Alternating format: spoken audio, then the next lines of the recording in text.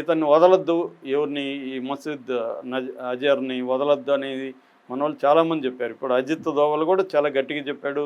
Jammu Kashmir police chief DGP చెప్పాడు. తర్వాత చాలామంది రాజకీయ నాయకులు కూడా వ్యతిరేకించారు, ఇతన్ని వదలడం చాలా డేంజర్ అని. కానీ వదలక తప్పక వదిలేశారు. ఎప్పుడైతే వదిలేశారో ఇతను పోయి పాకిస్తాన్లో జైషే ఈ మొహమ్మద్ అనే ఒక సంస్థ, అంటే ఆర్మీ ఆఫ్ ద మొహమ్మద్ దాని పేరు, దాన్ని స్థాపించి 2001లో మన పార్లమెంట్ మీద దాడి చేశారు, 2016లో పఠాన్కోట్ మీద దాడి చేశారు, 2019లో పుల్వామా మీద దాడి చేశారు. ఇదంతా కూడా జైషే ఈ మొహమ్మద్ వాళ్ళు.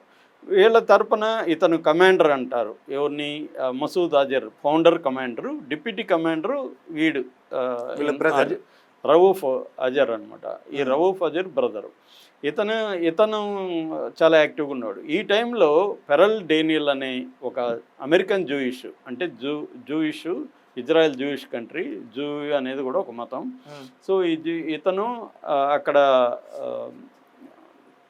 ప్రిన్స్టన్ న్యూజెర్సీలో చదువుకున్న వ్యక్తి, అక్కడే పుట్టాడు. అక్కడ ఒక మేరియానా అనే ఒక ఫ్రెంచ్ జర్నలిస్ట్ని పెళ్లి చేసుకున్నాడు. వీళ్ళ కొడుకు కూడా ఆడమ్ అనే ఒక కొడుకు కూడా ఉన్నాడు.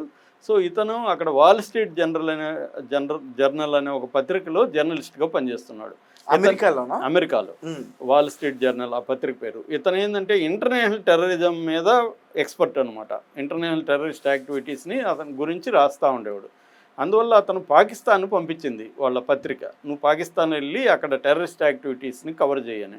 ఇతను పాకిస్తాన్ వెళ్ళి టెర్రరిస్ట్ యాక్టివిటీని కవర్ చేస్తున్న క్రమంలో ఇతను కొంతమంది టెర్రరిస్టుల ఇంటర్వ్యూల కోసం ట్రై చేశాడు. ఇతను ఏంటంటే పాకిస్తాన్లో ఈ హర్కత్ ఉల్ ముజాహిదీన్, తర్వాత జైషే ఈ మొహమ్మద్ వీళ్ళకి యాంటీగా రాస్తున్నాడు, వీళ్ళు ఎట్లా యాక్టివ్ చేస్తున్నారు. అందుకని ఇతన్ని చంపాలని జైషే ఈ మొహమ్మద్ సంస్థ అనుకొని దాన్ని ఈ రవూఫ్ అజర్కి ఇచ్చింది, నువ్వు వాడిని ఎట్లాగన్నా పట్టుకొని వాడిని చంపేయి అనేసి.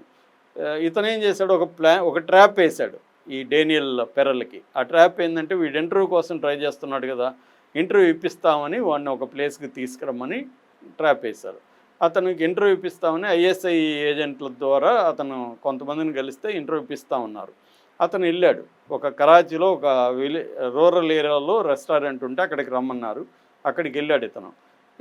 ఇతనికి అనుమానించలేదు, తనని కిడ్నాప్ చేస్తారని చంపుతారని తను అనుకోలేదు.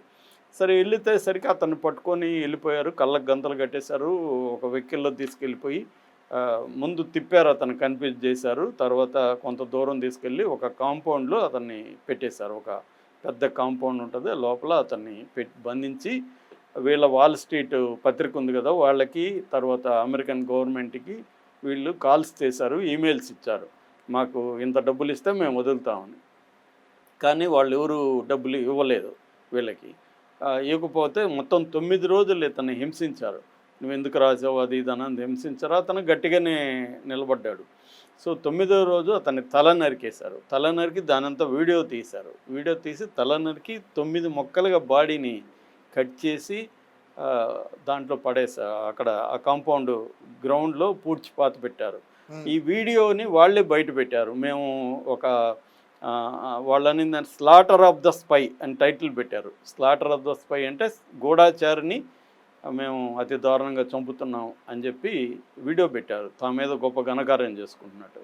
సో దాంతో ఒక్కసారిగా అమెరికా ఇజ్రాయెల్ ఉలిక్కి పడింది. ఎందుకంటే ఇతను జూ కాబట్టి ఇజ్రాయెల్ ఆరిజిన్, వీళ్ళ ఫ్యామిలీ వీళ్ళ బంధువులంతా ఇజ్రాయెల్ ఉంటారు. సో అమెరికా కూడా వాల్ స్ట్రీట్ జర్నల్ అనేది చాలా ఇంపార్టెంట్ మ్యాగజైన్, పత్రిక. సో అలాగా ఉలిక్కి పడింది. కానీ వీళ్ళందరినీ టెర్రరిస్టులుగా అప్పుడు అమెరికా కూడా డిక్లేర్ చేసింది, వీళ్ళని ట్రై చేసింది పట్టుకుందామని, కానీ వీళ్ళు దొరకలేదు. ముఖ్యంగా ఇతను ఒకడు, తర్వాత షెయిక్ అని ఒకడు, వీళ్ళిద్దరూ ఇతన్ని చంపిన వాళ్ళు అనమాట, రవూఫ్ అండ్ షెయిక్. సో వీళ్ళిద్దరు దొరకలేదు. అయితే ఇప్పుడు ఏమైంది, ఆపరేషన్ సింధూర్లో మనం బహవల్పూర్లో అటాక్ చేసాం. బహవల్పూర్లో జైషే ఈ మొహమ్మద్ స్థావరం మీద మనం అటాక్ చేసాం. ఈ అటాక్లో ఇతను చనిపోయాడు. ఎవరు, రవూఫ్ అజర్ అనేవాడు చనిపోయాడు. ఒక వ్యక్తి అంటే మొత్తం 10 మంది ఫ్యామిలీ చనిపోయారు. మసూద్ అజరే ఇంపార్టెంట్ మనకి. ఈ మసూద్ అజర్ ఫ్యామిలీ, వాళ్ళ అక్క, వాళ్ళ బావ, వాళ్ళ పిల్లలు చనిపోయినారు. అందులో రవూఫ్ అజర్ కూడా చనిపోయినాడని చెప్తున్నారు, కానీ పాకిస్తాన్ కన్ఫర్మ్ చేయట్లేదు. ఈవెన్ మసూద్ అజర్ కూడా కన్ఫర్మ్ చేయట్లేదు. మసూద్ అజర్ అయితే ఉర్దూలో ఒక లేఖ రాశాడు, అందులో మోడీని బెదిరించాడు, భారతదేశాన్ని బెదిరించాడు. మా అక్క మా ఫ్యామిలీ చనిపోయింది, చాలా వాళ్ళంటే నాకు చాలా ఇష్టము, నేను కూడా చనిపోయింటే బాగున్ను, ఈ ఈ బాధ నాకు ఉండేది కాదన్నట్టు చాలా ఆవేదనగాను చాలా తీవ్రమైన బెదిరింపులతోనూ ఆ లెక్క రాశాడు. అందులో ఇతను కూడా చనిపోయినాడు అనేది ఇప్పుడు వార్త. అందువల్ల ఇతను చనిపోయాడు కాబట్టి ఈ డేనియల్ పెరల్ ఎవరైతే ఉన్నారో వాళ్ళ బంధువులు వాళ్ళు, ఈ ఆడమ్ వాళ్ళ కొడుకు కూడా ఒక మెసేజ్ పెట్టాడు, మా నాన్న బతుకుంటే ఇప్పుడు 61 ఏళ్ళు, ఎందుకంటే ఆ అబ్బాయి వీళ్ళ నాన్న చనిపోయినాక పుట్టాడు. ఇతను చనిపోయే టైంకి వీళ్ళ భార్య మేరియానా గర్భవతి అనమాట. ఇతను చనిపోయినాక కొడుకు ఆడమ్ పుట్టాడు. సో తండ్రి ముఖం కూడా అతను చూడలేదు. అందువల్ల అతను చాలా ఆవేదనగానో ఆనందంగానో ఒక మెసేజ్ పెట్టాడు, మా నాన్న బతుకుంటే ఇప్పుడు 61 ఏళ్ళు, వీడే ఈ రవూఫ్ అజరే చంపించాడు మా నాన్నని అతి దారుణంగా.